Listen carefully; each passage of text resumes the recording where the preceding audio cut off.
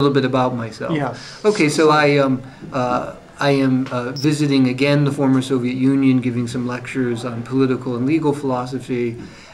In the United States, I teach at a small college in New York City called King's College. It's a small Christian college in the middle of Manhattan. And maybe the most interesting thing about King's College is that most of our classrooms are in the Empire State Building. So I teach regularly in the Empire State Building. I used to have my office in the Empire State Building, but unfortunately I now have a new office which is across the street. So I don't have the prestigious Empire State Building address which I used to have. What else can I say about myself? Well, I received my doctorate degree in the United States.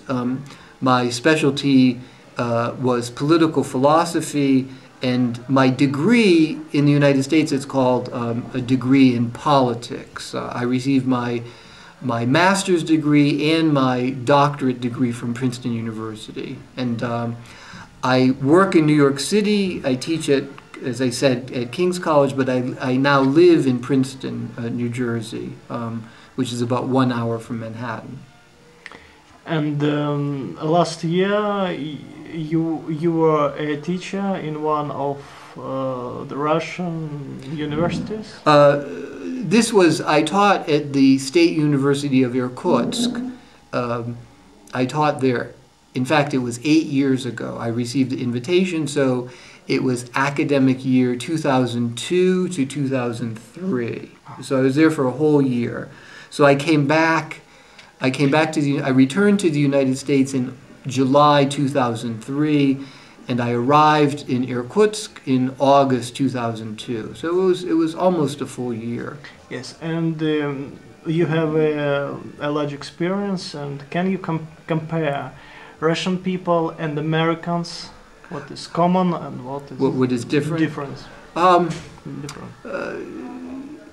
The worldview, so I will use a Russian word here that I know, the мировоззрение of Russian people and American people, in general, it's quite different. They have different worldviews. And speaking for myself, this is one reason why I became interested in Russia. And in general, Russia and all the countries that used to belong to the Soviet Union, it's a very different worldview. I think I understand the Russian worldview better than I understand, for example, the Ukrainian worldview or the worldview of people in the Caucasus, for instance, Armenians or Georgians. I think I understand the Russian worldview better. So let me make a few comments about the Russian worldview and the American worldview. There are some similarities in that I think Russian people and American people, because Russia is part of the West, and the United States is part of the West, they want some of the same things. They understand some of the same things in similar ways. But the historical influences on the Russian people and the American people are quite different. So begin with religion. Russia historically was Orthodox Christian.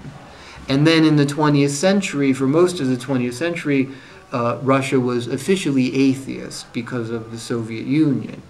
In the United States, most people say that they believe in God. Most people say that they are religious. In the United States, we have many different religions. I know in Russia also there are many different religions.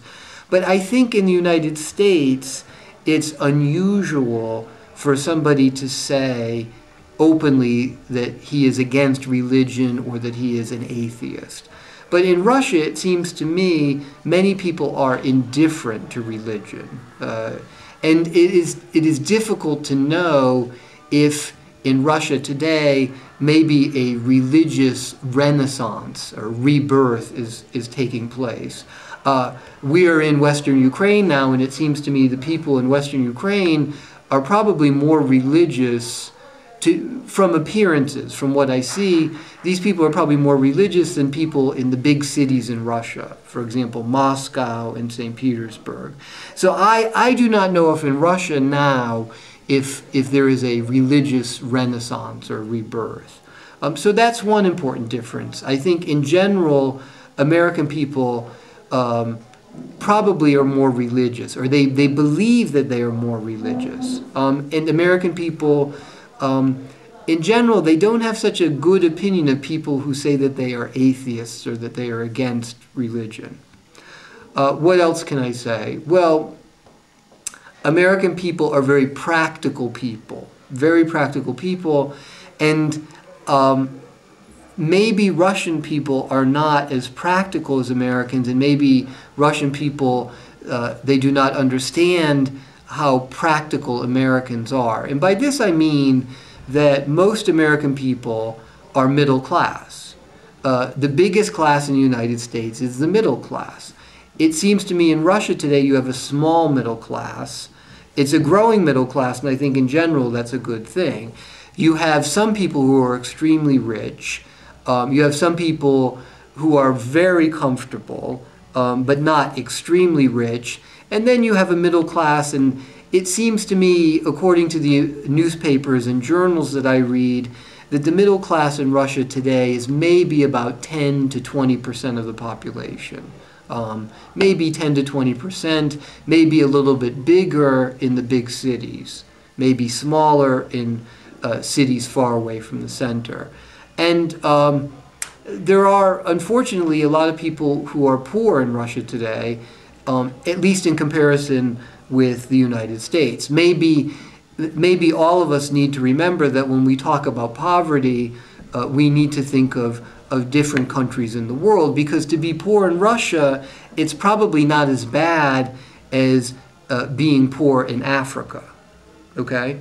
But the big difference, again, is that the middle class in the United States is very large. Most people, probably 75, 80% of the people in the United States are middle class. We have poor people, we have an official level of poverty, like an official income. If you are below this income, this salary, you are considered poor. That class of people in the United States, maybe it's 15%, maybe 20%. And of course we have some very rich people in the United States, but the middle class is the biggest. So those are some important differences in my opinion. And how do you think why Russia is not in America? Well, it's interesting for me to think about this very big question. The 20th century, in my opinion, was not so good for Russia. And by this I mean I think that communism was not a good development for Russia. I don't think it was a good development for Ukraine. Now when I say this, I want to say immediately, I know that communism did one very good thing for the Russian people, and probably also for the Ukrainian people, but I don't know as much about Ukraine as I do Russia. By this I mean, many history books in the West say that in 1917, when the Russian Revolution began, approximately 75–80% of Russian people were illiterate. They could not read. And one achievement of the Soviet state was that it increased very quickly the percentage of people who can read. So today in Russia, almost everybody can read. Almost everybody can read. Very few people, it seems to me, in Russia are illiterate. And so that, in my opinion, is the great achievement of the Soviet system. But the costs of achieving this and some of the other things that the Soviet system achieved were very high. By this I mean, during the Soviet period, in general, there was not respect for human rights. Many millions of people died during the Stalin years. The Civil War from 1918 to 1921 was terrible.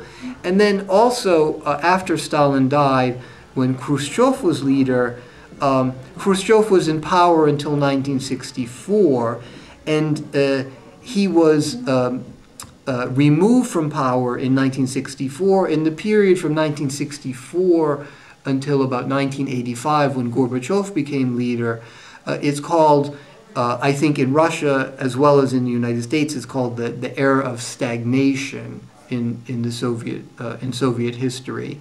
And this, I think, was a bad period also because during the Khrushchev years, there was openness about some of the crimes of Stalin. And it seems to me from 1964 to 1985, that openness disappeared. And then it returned when Gorbachev became the leader. But 1964 to 1985, we could say there was economic stagnation, and also there was some kind of political stagnation because people did not want to discuss, the Soviet leadership did not want to discuss certain problems, including some historical problems under Stalin. And so one other way to look at this, and here I am thinking of something that the great Russian writer Alexander Solzhenitsyn said. Alexander Solzhenitsyn said that at the beginning of the 20th century, Russia was going in the direction of democracy. It was going in the direction of democracy, and he admits that there were many illiterate people in Russia at the beginning of the 20th century, but he says if you look at the situation in Russia after 1905, when Peter Stolypin was one of the leaders, Solzhenitsyn said that if those political changes had continued, and if Russia had not gone into the First World War, it could have been a very good century for the Russian people. And Solzhenitsyn, of course, he was born right after the Russian Revolution. He was born, I believe, in 1918, and he died in 2008. He was almost 90 years old when he died. And so he lived through the entire Soviet experience. And he outlived, as we say. He died after the breakup of the Soviet Union, and he studied very much the history of Russia at the beginning of the century before the revolution, and he said many times at the end of his life, Russia could have had a great century if Russia had not accepted communism. So that's a very interesting perspective. That's an interesting perspective, and I think about that a lot. Do you like your country? Yes, I like living in the United States. It's not a perfect country, but I do not believe really that any country in the world is perfect. Every country has problems. Every country that has problems, if it has a good political system, it's trying to solve those problems. But sometimes we should remember that when we solve a problem, we create a new problem with the solution. So I do not think that the United States is paradise. It's not the perfect country. And the thing that I like most about the United States is the political stability. This is very important to me. Of course, as many people know, we have a high standard of living in the United States, and I am not against that, but I think the political stability is more important than the high standard of living. And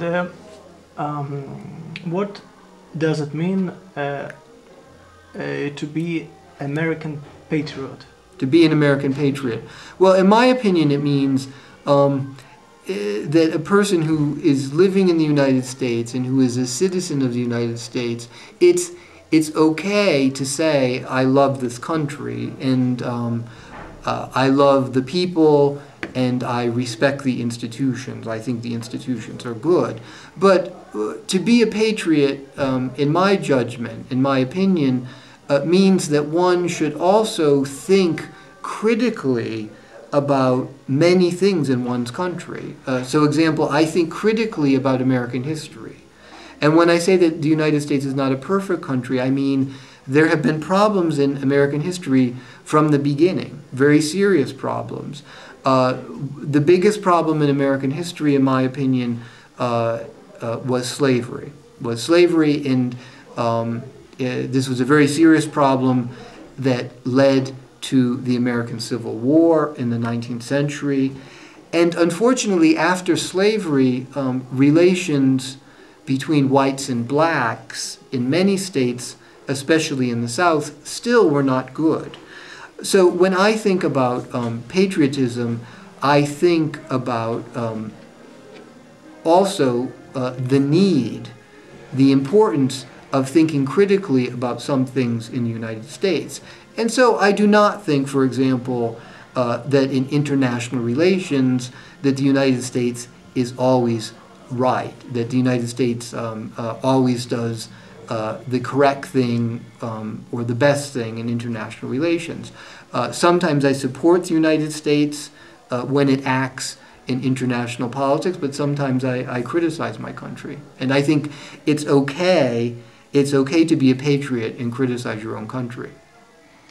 When you were in Russia, did you face with some negative attitude toward the United States? Yes. Yes. Some of my students. Americans. Yes, some of my students, when I was teaching in Irkutsk, they told me they did not like the United States. They told me that, and then they said to me at the beginning of the academic year, well, maybe you are some kind of missionary. You want us to accept American thinking about everything. And I said, no, I'm not. I said, I don't think that the American mentality is the best mentality. I said, I came to Russia because actually I like Russian people. And Russia, after the end of communism, I think has some serious problems, and it would be good for educated people in Russia to have conversations with educated people, especially from the West. But of course, really from all countries, but especially the West, because Russia is part of the West. And Russia, the biggest country in the world, of course, some of the Russian Federation is in Asia. But even in Asia, even in Siberia, I think the mentality of Russian people, it's still more Western than Eastern. But to answer your question, yes, some of my students said directly that they don't like the United States and that they don't have such a good opinion of American people. So that was at the beginning of the year, and I am happy to say, I am glad to say that at the end of the year, the relations between these students and me were better. And now you live in New York City. I live outside New York City. I work in New York City.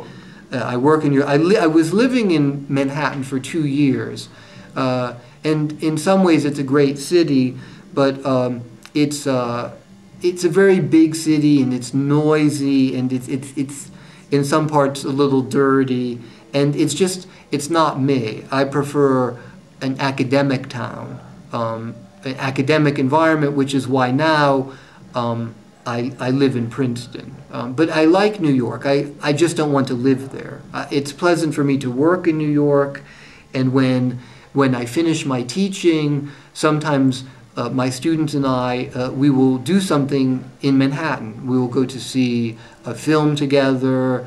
Maybe we will have a pizza together. Maybe we go to see a play together. So there are many cultural activities in New York that are very good for students and teachers at a college or university. Someone like me who's teaching at a college in Manhattan. And how do you think, why New York is so attractive city for a lot of people from all over the world? Because it has energy that I do not know if there's a city in the West that has as much energy as New York.